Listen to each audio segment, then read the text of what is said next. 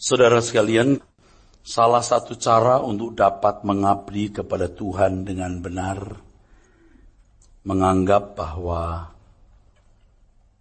kita sudah mati.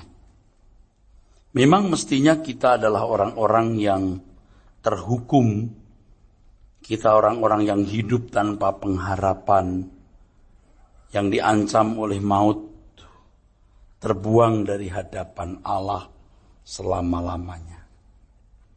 Tetapi oleh penebusan Tuhan Yesus Kristus, kita mendapatkan pengharapan. Hidup baru di dalam Tuhan itu artinya, saudara, kita memasuki sebuah cara dan gaya hidup yang benar-benar baru. Tanpa kesadaran ini, seseorang tidak akan dapat mengikuti jalan Tuhan. Kesadaran ini dibangun dari pengertian yang benar terhadap firman Tuhan yang diajarkan Tuhan Yesus, kesediaan mengikuti cara hidup Tuhan Yesus, dan meninggalkan cara hidup anak dunia yang pernah kita jalani. Banyak orang Kristen tidak mengerti hukum kehidupan Kristen ini, atau tidak mau tahu, atau tidak mau menerima. Banyak orang Kristen yang merasa masih memiliki hak untuk hidup.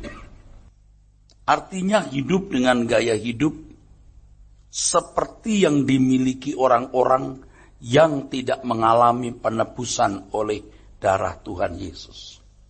Alasannya, apa salahnya? Dengan cara masih memiliki cara hidup orang-orang yang tidak mengalami penebusan oleh darah Tuhan Yesus, berarti menganggap korban Tuhan Yesus tidak berharga. Berarti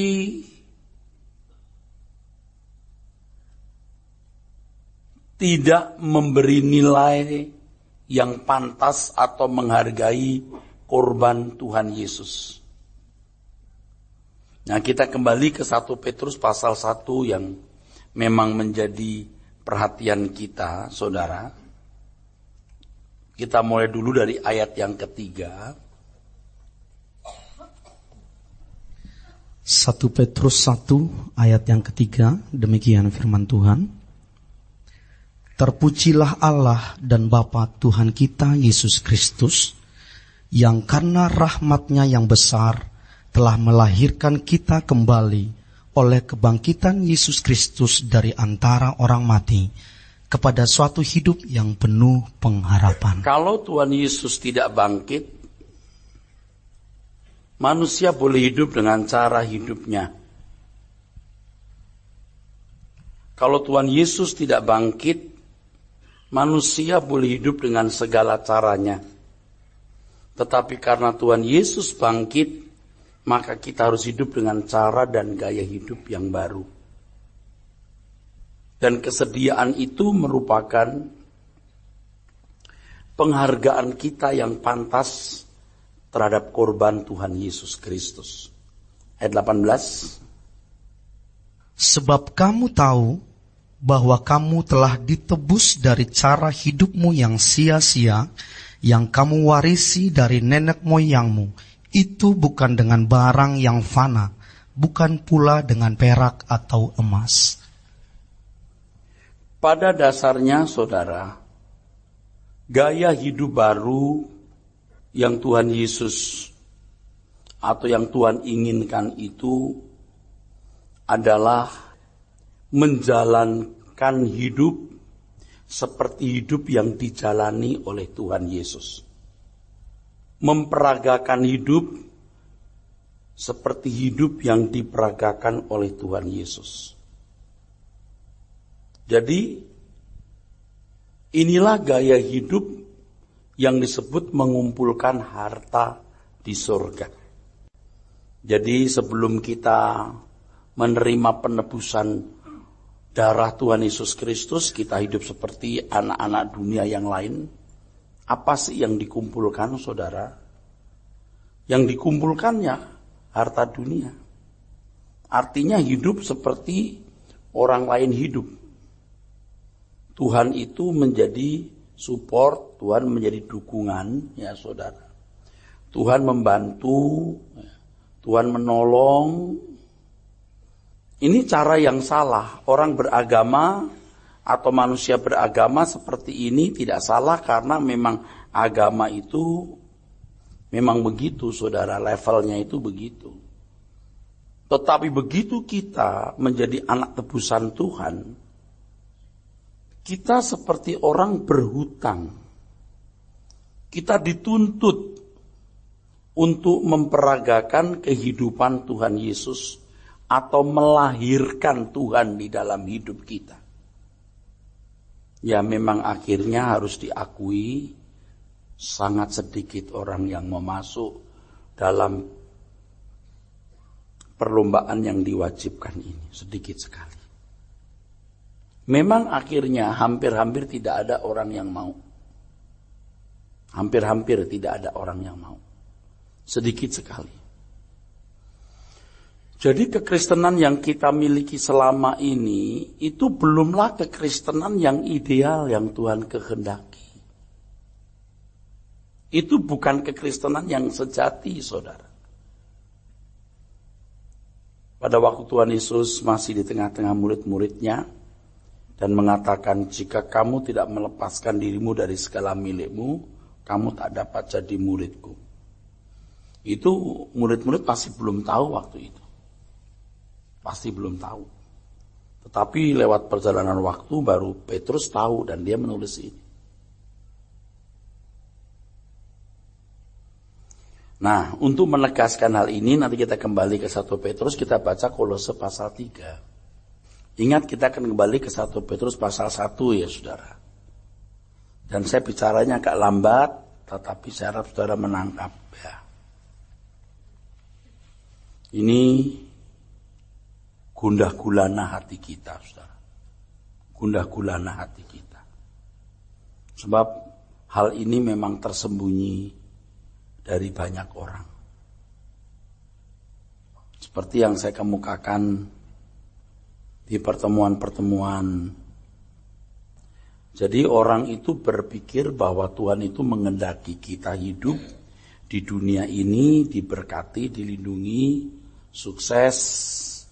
Kalau bisa lebih sukses dari orang lain gitu. Dan kadang-kadang untuk orang-orang tertentu itu malah sampai begini saudara. Bersaksi gitu ya. Nih tanya bapak ini dulu sebelum Kristen, wah usahanya parah, setelah jadi Kristen dipulihkan. Tuh lihat ini bapak itu dulu sebelum Kristen, waduh dia naik turun omsetnya sekarang, wah amazing, luar biasa. Itu benar-benar itu ngawur saudara. Ngawur itu. Bukan kita tidak percaya Tuhan memberkati. Berkat itu kan ada maksud Tuhan di baliknya, saudara. Ya. Pak Tuhan tidak mengendaki begitu. Begitu kita jadi anak tebusan, kamu mengumpulkan harta di surga. Harta di surga di situ maksudnya adalah mewujudkan pribadi Tuhan Yesus di dalam diri kita. Itu. Tidak ada yang lain. Tidak ada yang lain. Jadi kalau selama ini tidak tahu, lalu mulai tahu, harus mulai mengusahakan itu. Itu harta surga itu ini. Dan Tuhan berhak menuntut kita. Tuhan berhak menuntut kita untuk itu. Karena dia telah menebus kita dari cara hidup kita yang sia-sia. Tadi saya sudah katakan, nanti kita kembali ke 1 Petrus ya. Di 1 Petrus pasal 3 16 itu Tuhan berkata, kuduslah kamu sebab aku kudus. Nah, saudara lihat itu standarnya. Kalau kita tidak berani fokus, tidak berani mempertaruhkan hidup kita sepenuhnya ke situ, kita tidak pernah bisa. Tidak pernah bisa. Tidak pernah bisa kita. Banyak orang tidak berkeberatan kalau ke gereja, aktif, bantu pendeta, kasih uang banyak, gak keberatan. Tapi itu nothing. Yang Tuhan inginkan tuh bagaimana pikiran perasaan kehendakmu menjadi wadah pikiran perasaan Tuhan dan tubuhmu menjadi tempat di mana Tuhan beraksi. Itu aja, udah. Kristen itu saja, udah. Tidak lama kok kita hidup. Kristen itu saja. Kalau tidak mau ya saya tidak tahu, saudara mau nyari apa? Kristen itu. Kalau orang beragama kan tidak.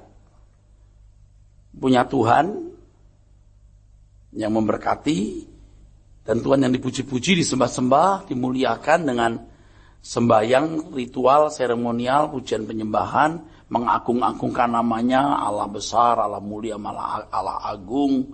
Lalu kalau ada persoalan, Tuhan tolong. Kan agama begitu. Saudara pikir Tuhan senang Anda nyanyi gitu? Oh haleluya, terpujilah, Tuhan senang. Enggak, Tuhan disenangkan oleh sikap hatimu yang tiap hari benar. Sikap batinmu tiap hari benar, itu aja, udah. Nah baru saudara berkata terpujilah Tuhan, baru benar. Baru boleh. Baru benar, kalau enggak bohong. Bohong, kalau tidak itu bohong.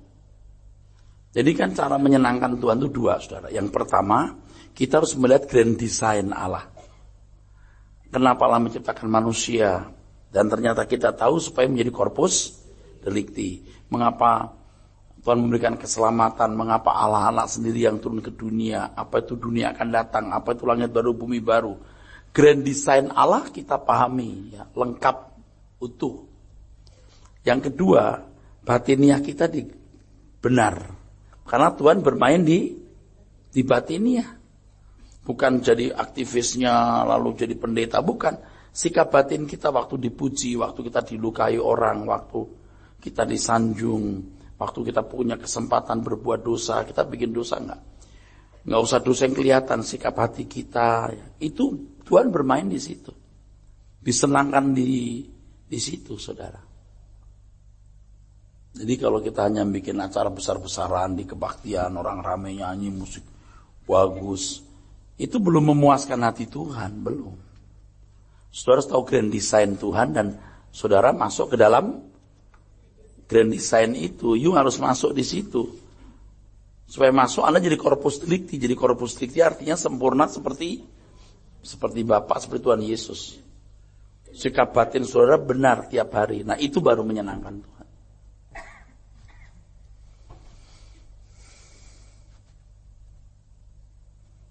Lama-lama nih ya, tapi saya nggak boleh ya. Saya lama-lama jujur ngomong nih, jujur. Saya minta pensiun. Capek. Melayani orang nggak berubah. Waduh, capek saya. Tuhan, aku capek banget aja gitu lah. Aduh, capek nih saudaraku. Termasuk orang-orang dekat saya sendiri. Waduh, jahatnya minta ampun. Saya nggak bisa ngerti kok orang punya kejahatan begitu ya. Jadi saya mikir, aduh. Kamu kok jahat bener ya. Anjing aja dikasih daging masih menjilati kita. Manusia dapat kebaikan kita, itu menikam kita. Waduh. Lalu firman Tuhan yang didengar selama ini jadi apa? Aku kalau boleh pensiun, pensiun. Udah pensiun Tuhan. Tapi saya sadar bahwa masih ada orang-orang yang mau dibimbing. Nah ini kan, ya udah kita bimbing. Ayo kita sama-sama ke surga. Nggak lama kok di dunia ini. Nggak lama di dunia ini, nggak lama. Jadi sekarang orientasi berpikir kita harus benar. Bagaimana kita memperagakan Tuhan Yesus. Amin. Orang mau ngomongin kita apa ya jalan terus. Sebab Tuhan pasti akan menelanjangi setiap kita di depan pengadilannya. Dan kadang-kadang belum di pengadilan Tuhan, sekarang ini saja Tuhan bisa hajar orang-orang yang tidak benar itu. Jadi kita lebih baik ya, mengembalikan semua kepada Tuhan. Mengembalikan semua kepada Tuhan. Dan saya sarankan Anda jangan kurang ajar sama Tuhan. Jangan coba-coba kurang ajar. Tuhan itu tidak boleh dibuat main-main dan macam-macam. Ya. Nah, kita baca yuk Kolose yuk. Pasal 3 ayat 1. Karena itu, kalau kamu dibangkitkan bersama dengan Kristus, carilah perkara yang di atas, di mana Kristus ada, duduk di sebelah kanan Allah. Ulangi. Karena itu, kalau kamu dibangkitkan bersama dengan Kristus, carilah perkara yang di atas, di mana Kristus ada, duduk di sebelah kanan Allah. Ini saya jelaskan minggu lalu. Jadi kalau kamu dulu hidup tidak ada pengharapan, kamu seperti mati. Sekarang kamu punya pengharapan.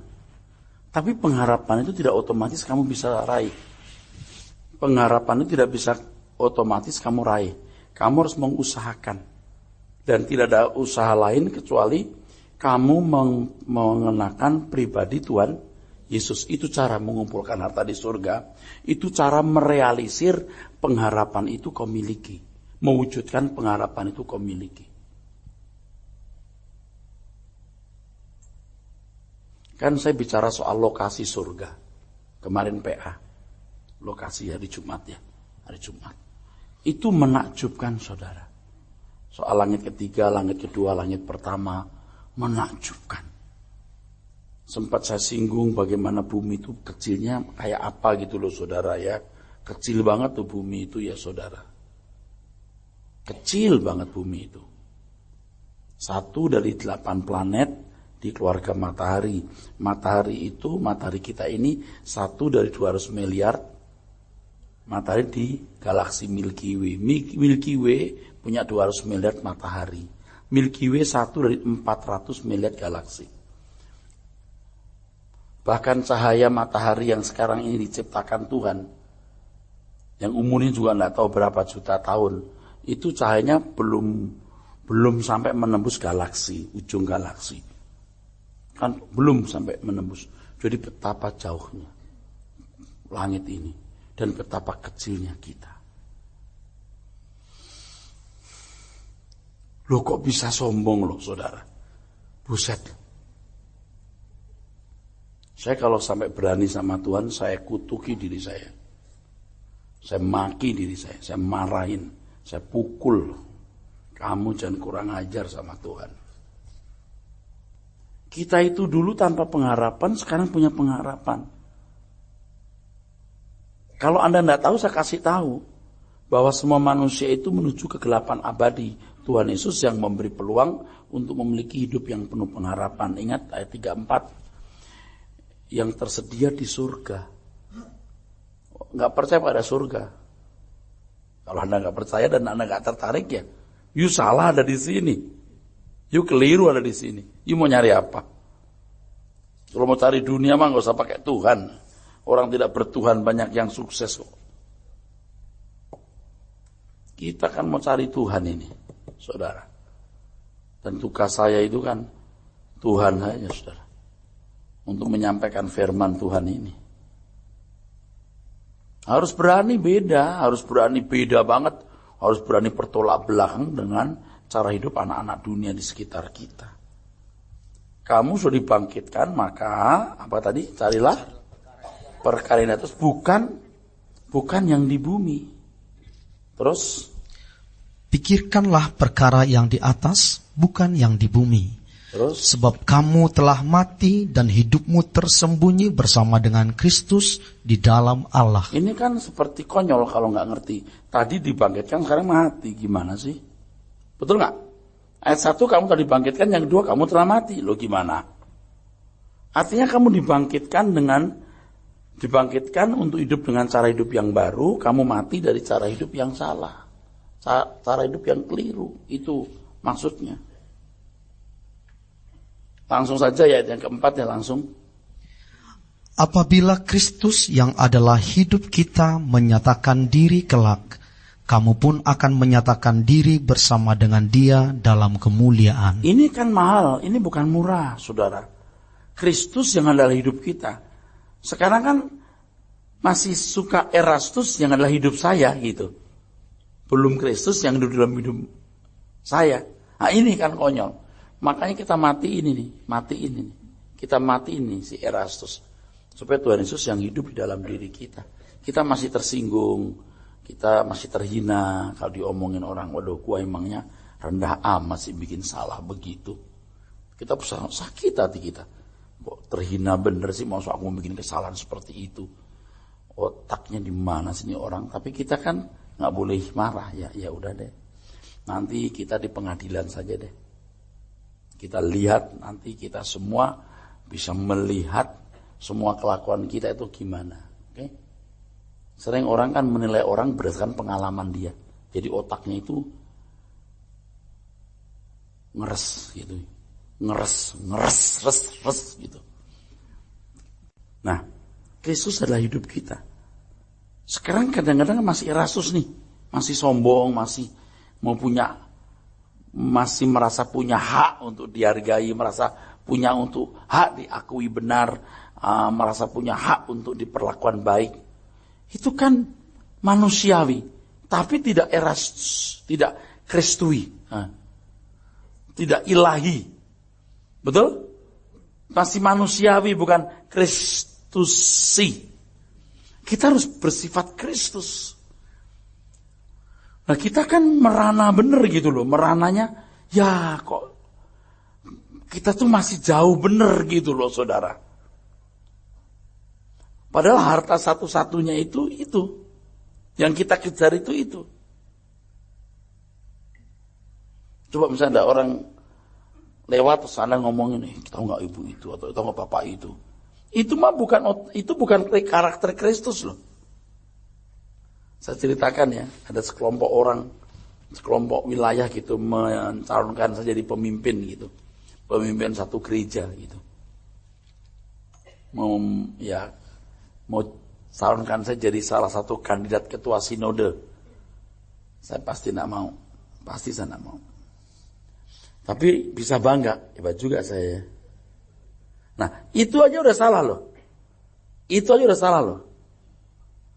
Tapi kita enggak bisa tidak sombong kalau tidak terlatih rendah hati. Amin.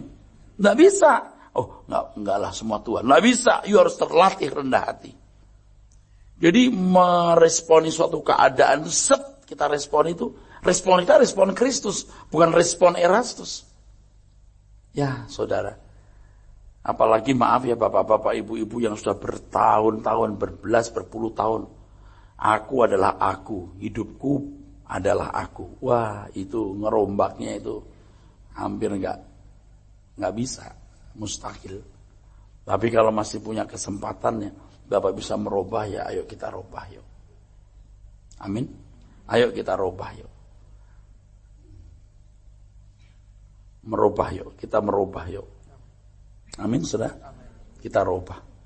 Kita udah nggak tergiur lagi itu sama harta dunia, sama keindahan dunia, sama seks yang tidak pantas. Apa kita sudah tidak tergiur makan minum yang tidak perlu, yang buat kita jadi rusak, sudah tidak tergiur.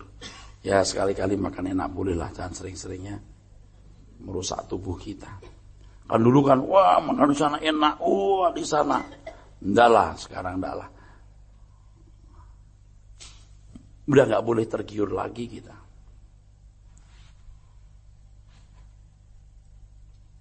Dulu waktu sekolah Alkitab ya, nyanyi lagu ini dulu. Tapi ternyata setelah lulus sekolah Alkitab 25 tahun baru mengerti prakteknya. Gunung yang suci telah kupilih, harta dunia ya pun sudah jauh. Yerusalem baru ya tanah airku, di sanalah hatiku merindu. Nanti kalau saudara sudah belajar terus gitu ya, lihat orang hidup di sekitar saudara, Anda ngomong gini, kamu nyari apa sih gitu? Kamu nyari apa ya? Orang-orang yang paling dekat dengan kita, orang-orang dekat dengan kita lihat, kamu nyari apa ya? Anda tahu nggak penjahat yang dikejar polisi dari atas tuh? Dias, mau nabrak. Kamu itu kenapa ya sampai begitu? Kamu berhenti, kamu menyerahkan diri juga punya hak untuk bicara. Ini begini nih kok bisa bunuh dirimu, bunuh banyak orang. Kalau kamu lihat cara kamu hidup dari atas sini, gila kamu. Nah kita itu sekarang bisa lihat orang tuh sibuk gitu. Bukan gak boleh sibuk loh, harus sibuk loh. Kita mikir begini, kamu nyari apa sih hidup ini? Anda masih bersama saya enggak? Ngerti enggak saudara? Saya impartasi dengan kesaksian, dengan kebenaran. Ini Alkitab semua. Ini pasti benar nih. Ini yang paling benar. Bukan saya benar. Saya belum benar, sorry. Saya belum benar. Tapi saya mengerti bahwa saya harus belajar jadi benar. Dan saya mengajak saudara benar. Ini mah gak gampang diraih. Gak gampang. 5-10 tahun ke depan belum tentu kita lulus, saudara. Belum tentu, termasuk saya. Belum tentu saya lulus. Tapi saya berharap ke depan saya cepat berubah. Saya cepat menjadi manusia seperti yang Tuhan kehendaki. Setelah itu kalau boleh nih, demi Tuhan Yesus saya mesti pulang ke surga. Pengen pulang ke surga. Demi Tuhan Yesus yang menciptakan langit dan bumi, yang ada di sini dia tahu saya siap pulang ke surga. Bukan ngomong kosong. Capek kita hidup di sini. Kalau bilang capek, saya capek benar. Bukan asal ngomong terus kayak orang-orang itu. Kita sudah menikmati semua kepuasan segitu aja kok. Nyari apa? Tapi kalau kita boleh panjang umur, kita harus menarik sebanyak mungkin jiwa untuk menjadi Corpus Delicti. Bagaimana kita bisa mengajak orang jadi Corpus Delicti, kitanya sendiri belum.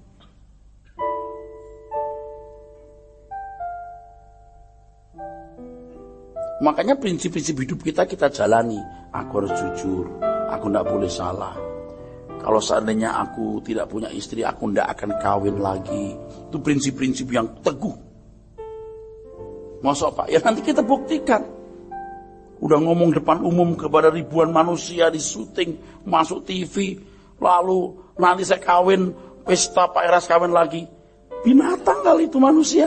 Dulu ngomong apa, sekarang buat apa dia? Itu binatang itu yang ngomong begitu lalu dia tidak memenuhinya. Kita nggak mau jadi binatang, kita mau jadi manusia. Paksa dirimu untuk benar. Kalau kita nggak paksa diri kita untuk benar, kita nggak pernah benar, saudara. Amin. Harus berani maksa. Yang maksa aja bisa celeng, masih goyang-goyang begitu. Apalagi yang nggak maksa diri kita. Kamu sudah mati. Mati dari dunia.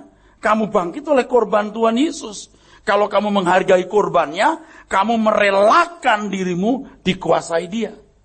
Kamu merelakan dirimu sepikiran, seperasaan dengan Tuhan. Percayalah, kalau saudara masuk ke wilayah ini, nanti malam gak jadi malam, siang gak jadi siang. Jadi apa Pak? Gak jelas, pokoknya kayak Rana. Malam gak jadi malam, siang gak jadi siang. Cuman kalau malam harus tidur, saudara. Gak ngerti, maksud saya ngomong. Gak peduli udah. Ya, belajar. Ini yang muda-muda ya di usia di bawah 40 tahun. Kalau kamu mengerti kebenaran ini, kamu melakukannya, waduh, kamu bisa bertumbuh. Kita umur 55 tahun masih dongok begini. Dibanding Tuhan Yesus umur 30 tahun, udah begitu cemerlang dia. Begitu cemerlang dia. Kita, 55 tahun, buset. Membandingkan diri kita dengan Tuhan Yesus, malu kita. Udah tua bangka begini. Kok nggak bisa piawai seperti Tuhan Yesus ya?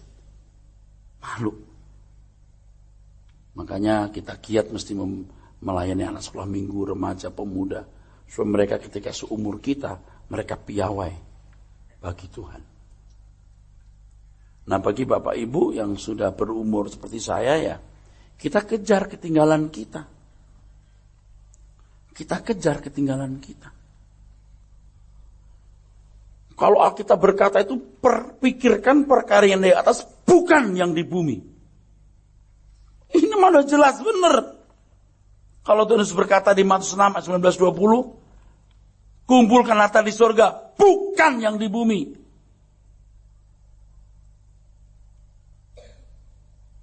Lalu standar hidup yang kita miliki selama ini apa? Ya sama seperti mereka. Cuman bedanya kita ke gereja minta tolong Tuhan, tidak datang ke dukun minta tolong setan. Lalu kita merasa kualitas kita lebih baik. Ya barangkali lebih baik memang, tapi belum memenuhi standar. Makanya tidak bisa, Kristen itu borongan, ombyoan, gerombolan itu tidak bisa. Mesti harus homemade satu persatu.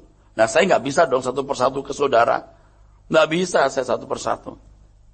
Oh jemaat sekian ribu, kalau setiap orang datang ke saya nggak bisa melayani, Anda kecewa. Makanya setiap saudara harus bertumbuh, lalu Anda bisa melayani satu dengan yang lain. Anda itu punya pikiran harus tertuju ke surga terus. Selesaikan semua tugas, kerja baik-baik, cari nafkah, jangan jadi beban, nolong orang, penuhi tugas, saudara penuhi kebutuhan keluarga, besarkan anak-anak. Tapi hati kita di surga. Sebentar lagi aku akan di langit baru, bumi baru. Aku akan melihat satu dunia nggak ada dosa, nggak ada kejahatan. Jangan nunggu ada perang baru, aku mau di tempat lain, jangan di sini. Jangan nunggu ada perang, nunggu sakit kanker baru, aku nggak mau begini, aku mau di tempat di mana nggak ada penyakit. Itu mah kesetiaan yang tidak natural, kesetiaan yang dipaksa.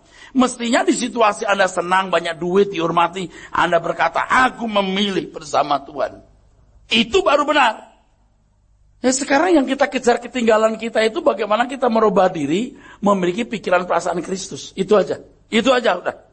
Itu saja, enggak ada yang lain. Enggak ada yang lain.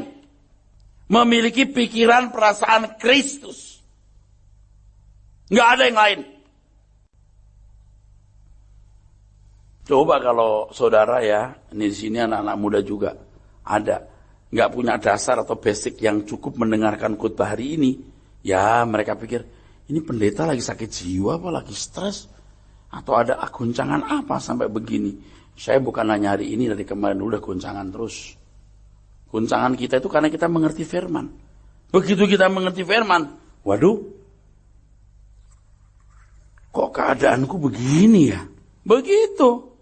Kita lihat orang lain, aduh, kok begini ya? Kita menggeliat terus. Kasihan bapak-bapak, ibu-ibu yang di dunia udah miskin, susah, banyak masalah, mati pun masuk neraka. Kasihan gak lo? Bener-bener kasihan, saudara.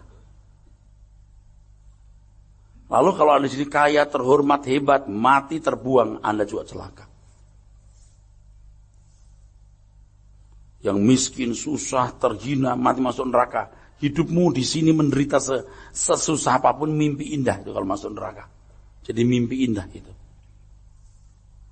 Tetapi sekaya apapun, setelah terhormat apapun, begitu masuk surga, mimpi buruk. Seindah-indahnya itu mimpi buruk dunia ini.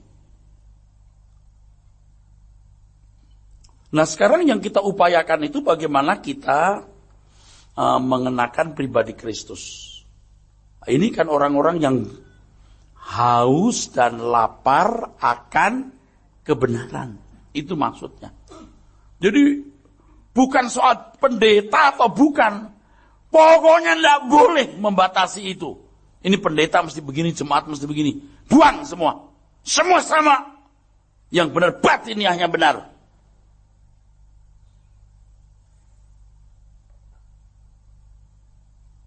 Jangan berpikir itu pendeta Pak mesti harus kudus. Kalau kita kudus itu apa? Tidak ada strata-strata. Semua harus sama manusia yang dipilih Allah untuk menjadi anak-anak Tuhan. Nah, Roma 8 ayat 12. Jadi, Roma 8 12 dibuka dulu. Saya mau ngomong kalimat penting. Jadi, konsekuensi sebagai anak tebusan adalah mengusahakan diri agar pribadi seperti Kristus menguasai dirinya. Ini adalah hukum kekristenan bahwa penebusan yang dilakukan oleh Tuhan Yesus hendak mengambil alih hidup kita. Penebusan Tuhan Yesus dalam hidup kita itu mengambil alih hidup kita. Saya ulangi. Jadi ketika Tuhan Yesus menebus kita, Tuhan mau berkata, ku ambil alih hidupmu. Ku ambil alih pikiran, perasaan, kehendakmu. Ku ambil alih tubuhmu. Ku ambil alih.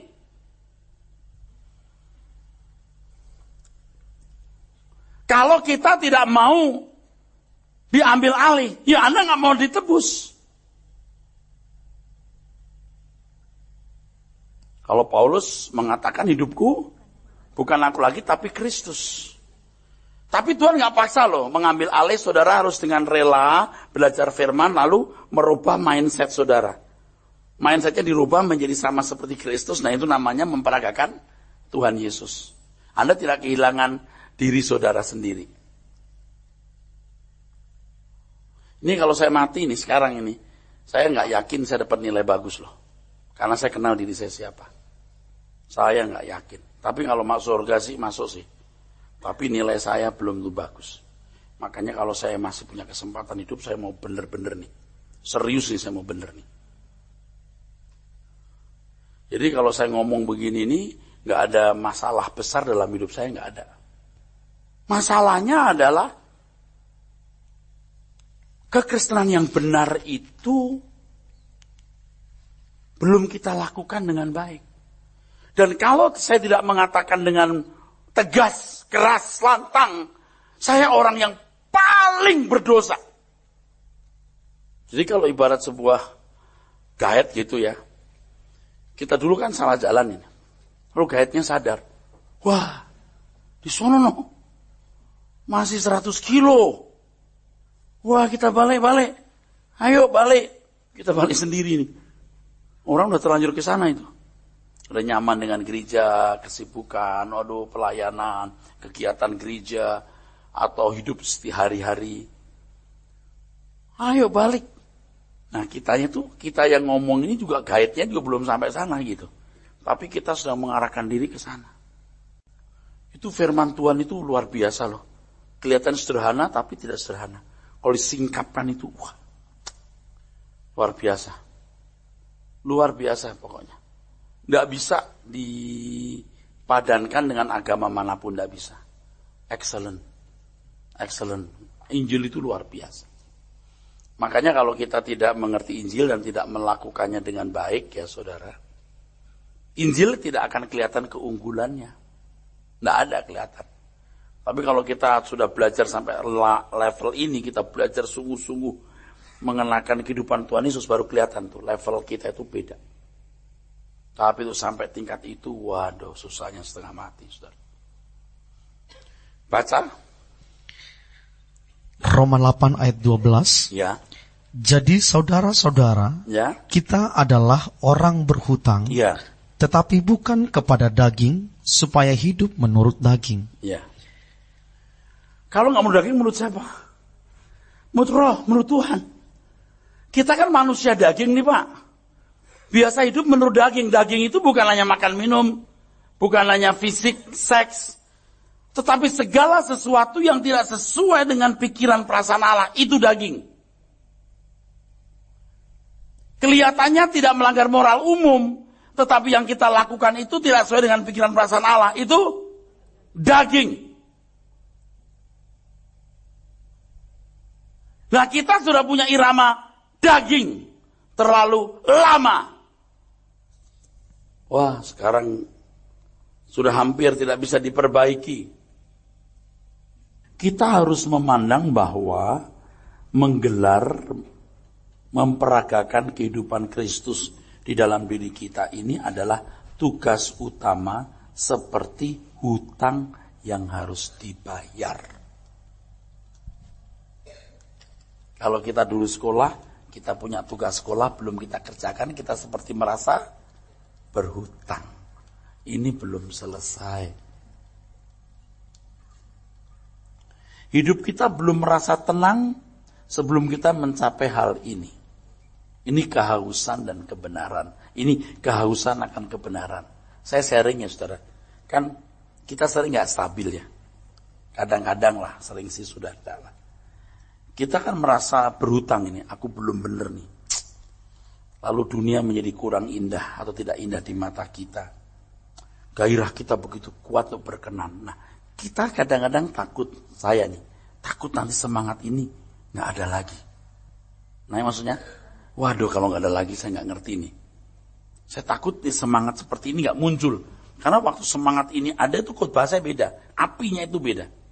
Saya doa tuh juga di rumah tuh beda suasananya waktu kita punya gairah ini. Saya takut. Aduh Tuhan jangan sampai gairah ini hilang gitu. Kan setan tuh licik.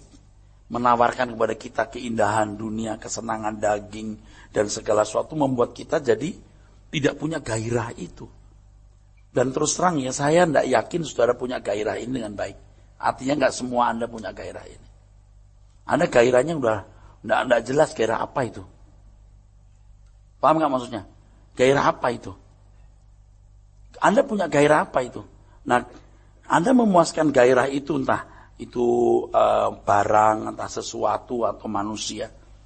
Pada waktu Anda mati itu ya, semua itu nothing, betul, nggak ada artinya. Dan Anda nyesel kenapa mengingini itu. Kenapa mengingini itu? Lagi senang-senang kemana? Oh, jadi nggak rindu. Waduh, kadang-kadang kita nggak rindu sungguh-sungguh dan tidak menjadikan Tuhan kesukaan. Waduh, aduh Tuhan, aku telah selingkuh terhadap-Mu Tuhan. Kita makin tua, betul. Kita tuh makin tegar, betul. Kita makin kokoh, betul. Tapi kalau sudah berurusan dengan Tuhan, jadi melankoli kita. Jadi melankoli, jadi rapuh, bisa rapuh, jadi seperti anak kecil gitu. Nah, saya kira itu yang benar. Itu yang benar. Itu yang benar. Stabil, saudara. Coba bayangkan ya. Pendeta saja seperti saya 35 tahun masih kadang nggak stabil. Tapi sekarang sudah jauh lebih stabil. Sudah. Ya mungkin akan makin kokoh. Nggak stabilnya itu kadang-kadang kita sibuk pelayanan. Bagaimana gereja besar, gimana punya gedung, bagaimana jemaat banyak. Sampai kita nggak merindukan Tuhan. Bener-bener loh. Ngawur banget. Jadi kita senang begini, senang begitu untuk Tuhan.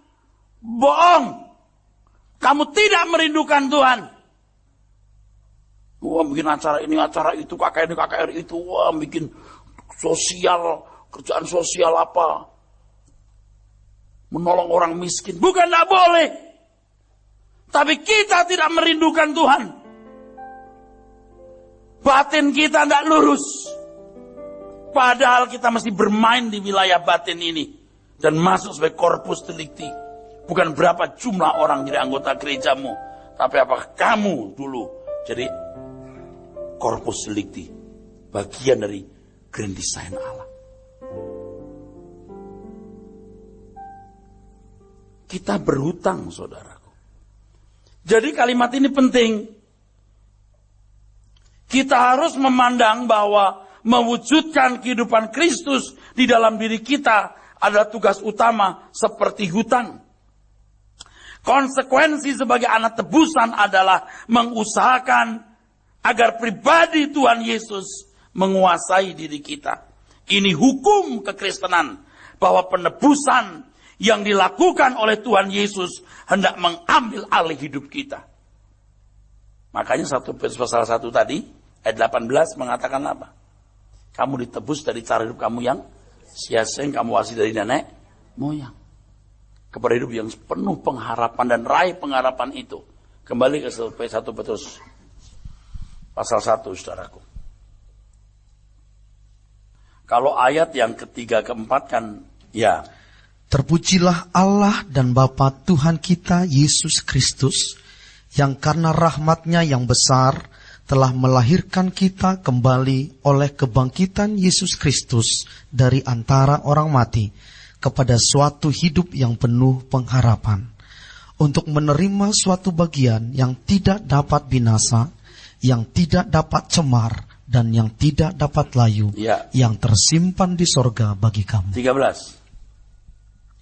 Sebab itu siapkanlah akal budimu, waspadalah dan letakkanlah pengharapanmu seluruhnya atas kasih karunia yang dianugerahkan kepadamu pada waktu penyataan Yesus Kristus. Ya. Letakkan pengharapanmu di sana. Siapkan akal budimu, jangan menyimpang. Pengharapanmu adalah ketika ia menyatakan diri kelak, kamu menyatakan diri bersama-sama dengan dia dalam kemuliaan. Amin.